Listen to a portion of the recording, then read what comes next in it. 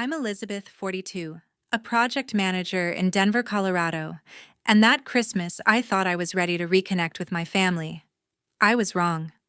After a brutal day wrestling deadlines at work, I drove to my mom's house carrying a tray of homemade cookies, hoping for a warm evening.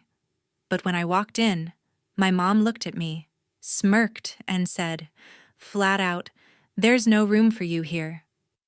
My brother nodded, standing there while the room buzzed with guests, people I didn't even know, laughing and clinking glasses. I froze, feeling like I'd been slapped, but I didn't say a word. I just smiled, set a small, neatly wrapped box on the table, and whispered, "Open it tomorrow." They couldn't wait. The second I turned to leave, I heard the wrapping paper tear, followed by my mom's scream echoing through the house. What was in that box? A gift they never saw coming, and that was just the start. If you've ever walked away in silence instead of begging to stay, you'll understand this story. Hit follow to see what lesson the box I left behind taught them. Growing up in our small Denver suburb, I was always the odd one out. My mom called me weird for spending hours with my nose in books while my brother was the golden boy tossing footballs and charming everyone at family gatherings. By high school, I was pulling straight A's, stacking up scholarships. But to my family, I was just too serious. My mom would roll her eyes when I talked about college plans, saying, "Why can't you be normal, like your brother?" He'd laugh, throwing in jabs about my nerdy dreams of working in tech. I'd bite my tongue, hoping one day they'd see me for who I was. When I landed my first job as a project manager at 25, I thought things might shift. I was pulling in a solid salary, building a life in Denver, but the gap only widened. My mom started calling with requests, not small ones. First, it was $3,000 to cover her car payments after she forgot to budget. I wired the money, thinking it might earn me a shred of respect. It didn't. Then came the utility bills, always paired with a story about how she was struggling. I paid those too, dipping into my savings while she hosted lavish barbecues for neighbors I barely knew. My brother was worse. He'd call all charm, asking for loans to fund his latest get-rich-quick scheme, a food truck one month, a drop-shipping business the next. I sent him $5,000 once, then another $2,000, but the money vanished and he never mentioned it again. I kept giving, telling myself it was for family, hoping they'd finally see me as more than a resource. The biggest sacrifice came 5 years ago when I was 37 and my daughter was 12. My mom had her heart set on a plot of land in the Colorado mountains, a half-acre perfect for a vacation cabin. She called it a family retreat, a place where we could all come together. I was skeptical. Her track record wasn't great, but my daughter deserved memories with her grandma, and I wanted to believe we could be a real family. So I bought the land, $30,000, every cent from my savings. I insisted on keeping it in my name, just in case, but I let my mom use it. She built a small cabin, nothing luxurious, but it became her obsession. She'd host weekend getaways, inviting my brother, his friends, even distant cousins. I'd get a text, maybe saying, "It's too crowded this time, Beth. Too crowded. For the person who paid for it." I'd drive up, sometimes hoping to join, but there was always an excuse. Once I showed up unannounced with my daughter, thinking we'd surprise them. My mom barely looked up from her card game, muttering, "You should have called." My brother smirked, saying, "This isn't really your scene, is it?" I swallowed the hurt, drove back to Denver, and told my daughter we'd make our own memories. But it stung. Every check I sent, every bill I paid, chipped away at me. My mom would brag about the cabin to her friends, calling it her dream, never mentioning who made it possible. My brother would post photos online, grinning in front of the cabin while I was left out of the frame. Looking back, I see how naive I was. I kept giving, thinking it would earn me a place in their lives. I paid their phone bills, their groceries, even my mom's credit card debt, $10,000 over the years. But respect, that was never on the table. They didn't see me as their daughter or sister. I was their safety net, their bank account, nothing more. And they never once said, "Thank you." But that Christmas Eve, I walked into my mom's house in Denver with a flicker of hope. I'd been up since dawn, wrestling a project deadline at work, my inbox flooded with urgent emails. Still, I'd carved out time to bake a tray of gingerbread cookies, my daughter's favorite, thinking maybe this time we'd have a real family night. My daughter was with me, her jacket slung over the couch as we stepped into the living room. The place was packed, laughter bouncing off the walls, string lights blinking, and a table piled high with food, roast, turkey, mashed potatoes, the works. I scanned the room, expecting at least a nod, a smile. Instead, my mom caught my eye, her lips curling into that familiar smirk. "There's no room for you here, Beth," she said, her voice loud enough to cut through the chatter. "We've got important people tonight, Daniel's colleagues, real movers and shakers." I froze, the tray of cookies heavy in my hands. My brother Daniel was leaning against the counter, a beer in hand, his grin sharp as a blade. "Yeah, Beth, it's kind of a VIP thing," he added, drawing out the words like he was savoring them. The guests, strangers mostly in pressed shirts and flashy watches, turned to stare. Some chuckled, others whispered, their eyes flicking between me and the empty plates on the table. One woman, her glass of wine tilted, muttered, "Who brings cookies to a dinner like this?" The laughter that followed hit like a punch. I felt my face burn, not just from embarrassment but from the weight of years of being pushed aside. My mom, Margaret, didn't even blink, just turned back to her conversation, dismissing me like I was a stranger who'd wandered in off the street. I set the cookies on a side table, my hands steady despite the knot in my chest, and forced a tight smile. "Got it," I said, my voice low but clear. I turned to leave, my daughter trailing behind, her steps quick and quiet. I could feel her tension like a taut wire between us. Outside, the Denver air was sharp, biting at my skin as I slid into the driver's seat. My daughter Chloe climbed in beside me, her hands twisting in her lap. She was quiet for a moment, then her voice came low and sharp. "Mom, I saw how they looked at you. Grandma didn't even try to make space. She laughed when you walked away like it was some big joke. And Uncle Daniel, he was egging her on, smirking like he'd won something." I gripped the steering wheel, staring at the dashboard, the city lights reflecting off the windshield. Chloe's words cut deeper than Margaret's. It wasn't just about me anymore. It was about my daughter, 17 years old, seeing her mom humiliated in front of a room full of strangers. I tried to brush it off, saying, "It's just how they are, Chloe." But she shook her head, her voice rising. "No, Mom, it's not okay. You do everything for them. You paid for Grandma's cabin, her bills, her whole lifestyle, and they treat you like you're nothing. I saw her roll her eyes when you walked in like you were some kind of nuisance. And Daniel, he just stood there acting like he's better than you. I hate it." Her voice cracked, and I saw her eyes glisten in the dim light. I reached for her hand, squeezing it, but my mind was racing. She was right. I'd spent years telling myself I could handle their dismissals, that I was doing it for family, for Chloe. But standing there, tray in hand, hearing Margaret's voice carry across the room, seeing Daniel's smug nod, it hit me like a freight train. This wasn't just another slight. It was a public declaration that I didn't belong, that my sacrifices meant nothing. And worse, my daughter had to witness it, her faith in her family crumbling right there in that crowded room. As we drove home, the city lights blurring past, I kept replaying the scene. Margaret's smirk sharp and deliberate like she'd practiced it. Daniel's taunt VIP thing dripping with condescension. The guests' laughter casual but cruel, like I was the punchline to a joke I'd never heard. It wasn't just a moment. It was a lifetime of being pushed out, of being told I didn't fit. I thought about all the times I'd bitten my tongue, smiled through their jabs, paid their bills to keep the peace. But what kind of peace was this? What kind of family laughs at you in front of strangers, makes your kid feel like her mom's worthless? Chloe broke the silence again, her voice steadier now. "Mom, you don't deserve that. Nobody does. They act like they're above you. But they're the ones living off your money. It's not fair." I nodded, my jaw tight, her words sinking in. She wasn't just hurt, she was angry for me, for us. And that anger lit something in me. I'd always told myself I was doing this for Chloe, to give her a family, a connection. But what kind of connection was this A family that didn't save a seat for us, that mocked us to impress people who didn't even know our names?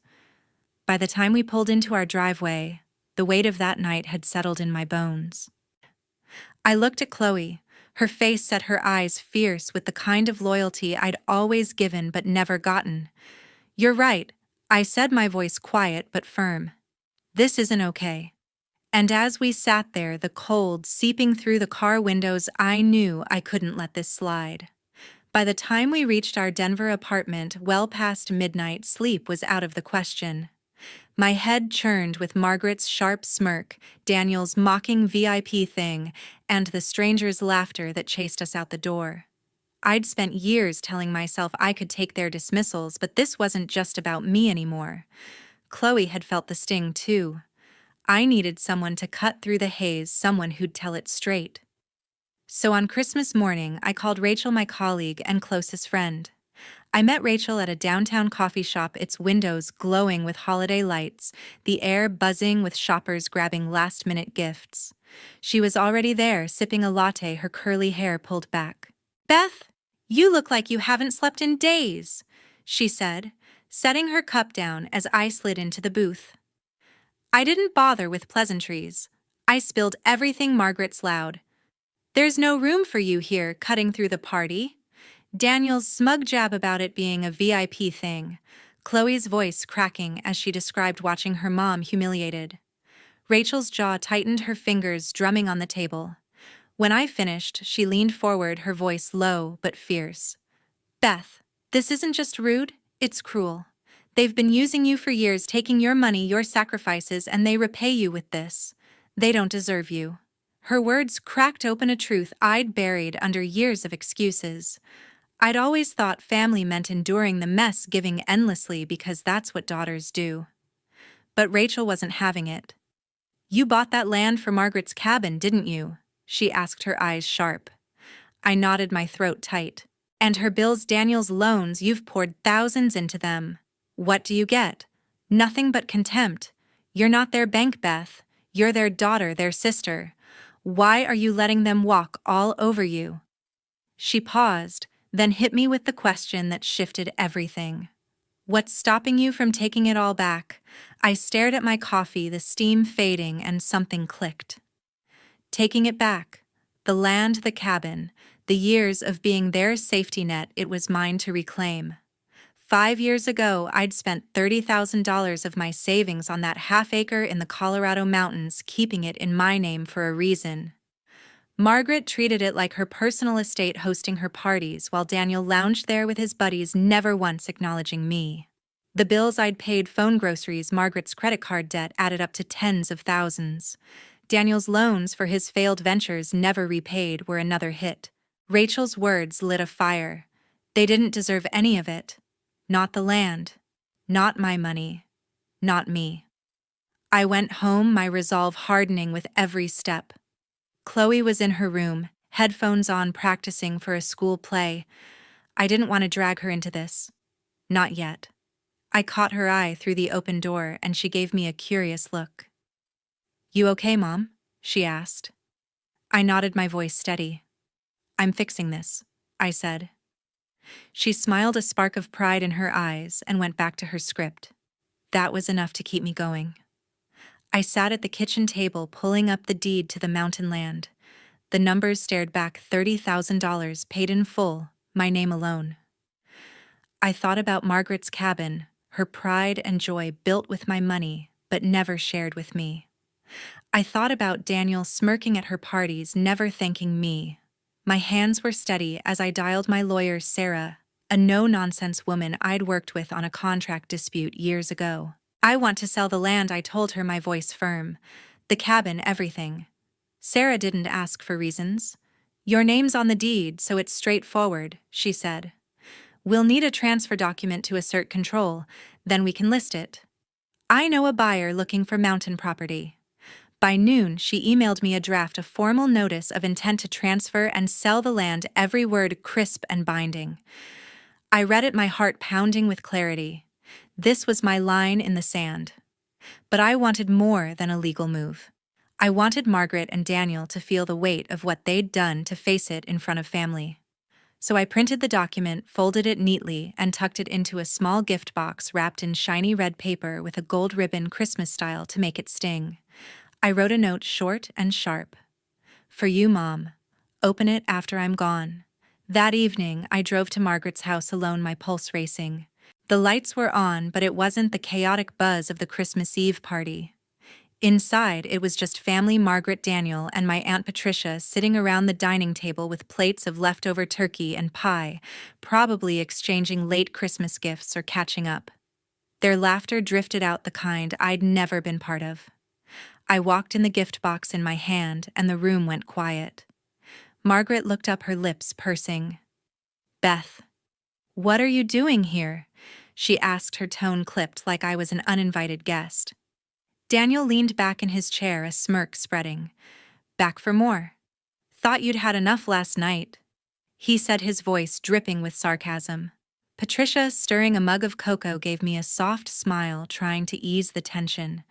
"Good to see you, Beth," she said, but I didn't respond. The air was thick, their mockery hanging like a weight. I stepped forward, my voice steady, and set the box on the table in front of Margaret. "A Christmas gift," I said, locking eyes with her. "Open it after I'm gone." Daniel snorted, rolling his eyes. "What's this, another peace offering?" he muttered. Margaret's fingers hovered over the box, her expression skeptical. I didn't wait for more. I turned and walked out the door, clicking shut behind me. As I reached my car, I heard the rustle of paper, then Margaret's voice, sharp and defiant. "I'm not waiting for her." The wrapping tore, and a second later her scream ripped through the house, raw, furious, unmistakable. Daniel's shout followed, but I didn't look back. I slid into the driver's seat, my phone buzzing with a text from Rachel. "Did you do it?" I typed back. "It's done." For the first time in years, I felt free, not just from their expectations, but from the weight of trying to be enough. The next morning, my phone was a storm of notifications, missed calls from Margaret, Daniel, and even my dad John, their voicemails piling up like unpaid bills. I ignored them, my resolve still burning from the night before.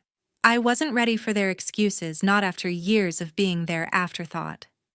But around noon, a knock at my apartment door in Denver stopped me cold. I opened it to find Margaret, Daniel, and my dad standing there, their faces a mix of anger and desperation. I hadn't expected them to come to me. My apartment, a small 2-bedroom I'd worked hard to make a home for Chloe, and me felt suddenly too small for this. Margaret stood in the doorway, her coat buttoned tight, her eyes red and blazing. Daniel loomed behind her, his jaw set, hands shoved in his pockets. My dad John looked out of place, his shoulders hunched, his usual calm replaced by a quiet unease. Chloe was at a friend's house rehearsing for her school play, and I was glad she didn't have to see this. I stepped aside, letting them in, my voice steady despite the knot in my stomach. "What do you want?" Margaret didn't sit. She marched into my living room, clutching the crumpled deed transfer, her voice sharp enough to cut glass. "Beth, what is this garbage?" She thrust the paper toward me, her hand trembling with rage. "You think you can take my cabin away? My home. After everything I've done for you, this is how you repay me." Her words were an attack. Her face twisted with indignation, as if I'd stolen something sacred. I stood by the couch, my arms crossed, unflinching. "It's not your home, Margaret. It's mine. I paid for it, $30,000 of my savings. Every single cent." Daniel stepped forward, his voice loud and accusing, filling the room. "You're pulling this now, after all we've been through as a family." He pointed at me, his face flushed with anger. "You owe us, Beth. You've got the big job, the money. You think you're better than us, but you're nothing without this family. I need that land for a deal. My investors are expecting it. If you sell it, I'm done for, and you're going to fix this." His words were the same old script entitlement wrapped in blame. He'd taken thousands from me over the years for his ventures. A food truck that went bust, a tech idea that never left the ground, never repaying a dime, always with a new sob story. I met his glare, my voice calm, but razor sharp. I don't owe you anything, Daniel. Not anymore. I've paid for Mom's bills, your loans, that land, years of it. And what do I get? You laughing in my face, telling me there's no room for me at your table. You humiliated me in front of strangers, made Chloe watch her mom be treated like nothing. My heart pounded, but I didn't waver. I turned to my dad, hoping for something, anything to show he saw me. But he stood by the window, his hands clasped, his eyes fixed on the floor, silent as ever. Margaret slammed the deed transfer onto my coffee table, the sound echoing in the small room. You ungrateful child. She spat, her eyes burning with fury. After all we've done, raising you, giving you a family, you pull this stunt. That cabin is my legacy and you're tearing it away out of spite. Her words were venom, but they slid off me. I saw her for what she was. Someone who'd taken my sacrifices for granted, who'd built her world on my money without a hint of gratitude. I stepped closer, my voice low and steady. Your legacy, I paid for it, Margaret. I paid for your phone, your groceries, your credit card debt, tens of thousands over the years. I paid for Daniel's failed schemes, his so-called investors. And what did I get? You telling me I don't belong, mocking me in front of your guests. You made my daughter feel like her mom's worthless. That's not family. That's not love. I paused, letting the truth settle. I'm done being your bank. Daniel lunged forward, his face inches from mine, his voice shaking with rage. You think you can just walk away? I need that land, Beth. My investors will sue me if this deal falls through. You're going to keep helping us, or I'll drag you through court. Make sure everyone knows what a selfish I cut him off, my voice colder than I'd ever heard it. Go ahead, Daniel. Try it. The deed's in my name. My lawyer's already moving forward with the sale. You're not getting another cent from me.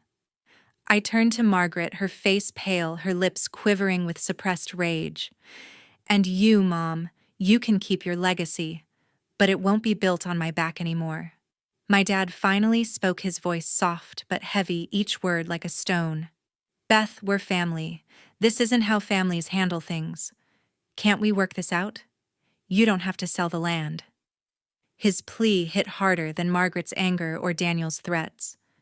He'd never mocked me, never asked for money, but he'd also never defended me, never stopped them from treating me like an outsider. I looked at him, my chest tight with a mix of love and hurt. Dad, I wanted a family. I tried for years, paying, giving, hoping you'd see me, but all I got was a room full of people who don't. I can't keep doing this. Daniel threw his hands up, scoffing. You're so dramatic, Beth. Playing the victim, fine. But you're not getting away with this. I'll fight you in court, whatever it takes. You can't just cut us off? His threat was hollow, and he knew it. I held his gaze, unyielding. Good luck with that, Daniel. The paperwork's done. The buyer's lined up. You're out of moves. Margaret's eyes darted between us, her usual sharpness fading into something brittle, but she didn't speak. My dad's shoulders slumped further, his silence louder than any words. The room was still, the weight of my stand pressing down on all of us. I didn't wait for them to respond. I walked to the door, holding it open, my voice firm. You can leave now. Daniel stormed out first, muttering under his breath, followed by Margaret, her head high, but her eyes avoiding mine. My dad lingered, his hand brushing the doorframe, but he didn't look back. The door closed behind them, the sound final. I sat on my couch, staring at the coffee table where Margaret had slammed the deed transfer, and felt a strange calm. This wasn't just about the land. It was about reclaiming my life for me and Chloe. By the first week of January, I was back in touch with my lawyer, Sarah. She'd found a buyer for the half-acre in the Colorado mountains, a developer eager to turn it into a rental property. The cabin Margaret's so-called legacy was included in the deal. I didn't hesitate. Finalize it, I told Sarah, my voice steady over the phone. The paperwork moved fast, and by mid-January the sale was complete. $35,000 hit my account, a small profit over what I'd paid 5 years ago. I didn't feel triumphant, just relieved. That land had been a chain tying me to a family that never saw me. Now it was gone. I didn't hear from Margaret or Daniel directly after they left my apartment, but Sarah warned me they might try something. Sure enough, in early February, I got a letter from a lawyer I didn't recognize. Daniel had followed through on his threat, filing a claim to block the sale, arguing the cabin was family property. Margaret's name was on it too, her signature scrawled next to his. The claim was flimsy. My name was the only one on the deed, and Sarah had every document to prove it. "They don't have a case," she told me, her tone matter of fact. "This is just noise." She was right. By late February, a judge dismissed their claim in a single hearing. The land was mine to sell, and it was already sold. I learned through a mutual acquaintance that Margaret and Daniel were forced to move out of the cabin within weeks of the sale. Without it, they had no choice but to downsize. Margaret, who'd always prided herself on her mountain retreat, rented a one-bedroom apartment in a rundown Denver complex, her savings too thin to afford anything better. Daniel, with his investors long gone, moved in with her, scraping by on odd jobs. My dad John stayed with them, his pension barely covering their bills. I didn't feel sorry for them. They'd built their lives on my money, my sacrifices, and now they were facing the reality of living without it. Chloe and I made a decision that same February: no more contact. I'd spent years chasing a family that didn't want me, and I wasn't going to let Chloe grow up thinking that's what love looked like. We blocked their numbers, Margaret's, Daniel's, even my dad's. It wasn't easy. My dad's quiet plea from that day in my apartment lingered, his sad eyes flashing in my mind. But I couldn't keep opening the door to people who only hurt us. Chloe agreed, her voice firm, when we talked about it over dinner one night. "They don't deserve you, Mom," she said, her fork pausing midair. "We're better off." At 17, she saw it clearer than I had for years. With the money from the sale, I paid off the last of my credit card debt, a lingering weight from years of covering Margaret's bills. The rest went into a savings account for Chloe's college fund. She was applying to schools, her eyes bright with plans for theater programs. I started saying yes to things I'd put off for years: weekend hikes with Rachel, a pottery class I'd always wanted to try, even a solo trip to the coast that spring. For the first time, I wasn't living for anyone else's approval. My apartment, once a place I'd barely noticed, became a real home. Chloe and I painted the walls a soft blue, hung photos from her school plays, and filled the shelves with books we actually wanted to read. I didn't check on Margaret, or Daniel didn't ask around about them. The acquaintance who'd mentioned their move stopped bringing them up, and I was grateful. But one day in March, a letter arrived, forwarded from Sarah's office. It was from my dad, handwritten, the ink smudged in places. He didn't ask for money or mention the cabin. He just wrote, "I'm sorry I didn't see you, Beth. I hope you're happy." I read it once, then tucked it into a drawer. I didn't reply. Not because I was angry, but because I was done carrying their weight. I wished him well in my own way, but I wasn't going back. By summer, Chloe and I were in a new rhythm.